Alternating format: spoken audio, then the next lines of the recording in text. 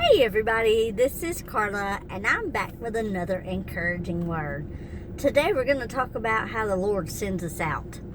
John 17:18. Just as you, Lord, sent me into this world, I am sending them into this world.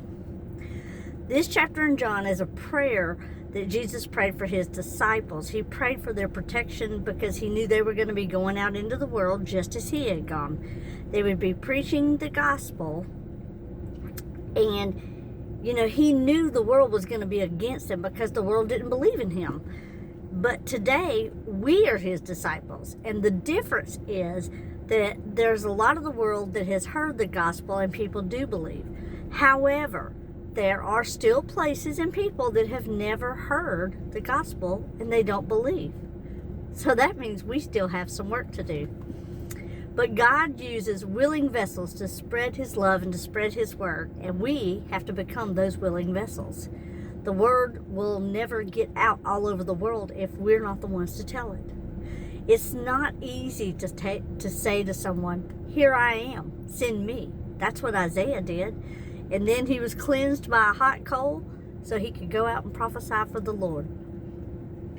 So that's what the Lord does. He calls us. We know we're called, or we at least think we're called, and we have that notion in our mind. Then he'll cleanse us. He'll put us through the refining fire. And then once we're ready, he'll send us out. So who better to tell the world about Jesus than those of us who have been broken vessels that he put back together? We're the ones he chooses to spread the good news of the gospel. What a privilege and an honor that is to be chosen by the creator of all creation. The very people that no one expects, he uses. So let me tell you some examples from the Bible. We all know these. Moses was a murderer, and he led the Israelites out of Egypt and into the Promised Land. Well, he didn't lead them into the Promised Land. Joshua actually took them into the Promised Land, but he led them through the wilderness so that they could get to the Promised Land. Jonah didn't want to tell the people of Nineveh that they needed to repent of their sins. He actually ran from God, went the opposite way that God told him to go. But guess what? God put him in the belly of a whale for 3 days, and then when he was ready, after 3 days, and he finally was willing to do what the Lord said, the Lord had the whale spit him out onto the land. And then what about Rahab?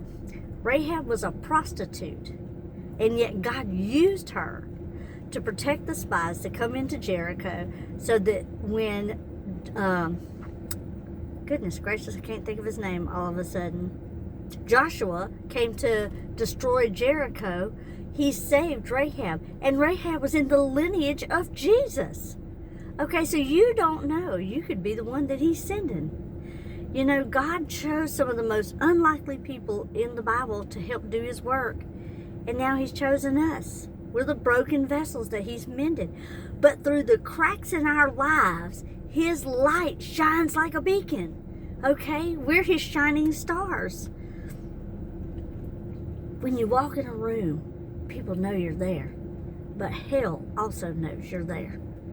Satan's going to try to stop you, but it's just not going to work, because just as Jesus prayed over his disciples and protected them, we are also protected. Psalm 91:11 says he sends his angels to take a special charge over you and guard you in all your ways. So when you're sent out to spread the gospel, I don't care if it's in your workplace or to your children or at a church that you might be the light there. Maybe he's sending you to a different state, a different town, a different country. I don't know. But don't be afraid. God himself has gone before you to make your path straight. He's going to be there. He's never, ever going to send you to do something that he doesn't equip you and protect you.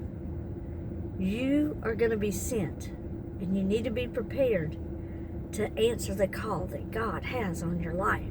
If you're one of his chosen ones, you'll be sent sooner or later. You'll be the one, or you'll be one of the ones. Because until this whole world hears the gospel of Jesus, he can't come back. We need the whole world to know about Jesus. Then we can all go home and spend eternity in heaven. So, today and every day, be encouraged. Bless others. Hold on to hope, believe in God's promises, and trust in the Lord always.